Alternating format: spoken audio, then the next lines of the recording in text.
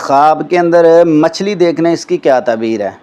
ये ख्वाब तो ना तकरीबन इतनी दफ़ा पूछा गया है कि मुझे याद भी नहीं है कितनी दफ़ा पूछा गया है। इतनी बार लाइव प्रोग्राम के अंदर और दीगर कमेंट्स के अंदर इस ख्वाब को बार बार दोहराया जाता है। तो नाज़रीन, बात ये है कि मछली समंदर से पकड़ता है, दरिया से पकड़ता है, नहर से पकड़ता है। एक बंदा मछली ख़ुद पकड़ता है तो आसानी के साथ पकड़ लेता है, अल्लाह उसके रिज़्क़ में बरकत अता फ़रमाएंगे। एक बंदा मछली ख़रीदता है तो उसको कुछ मुश्किलात हो सकती हैं कारोबारी लिहाज से, तो इंशाअल्लाह रहमान अगर ख़रीद लेता है तो उसके भी रिज़्क़ में बरकत होगी।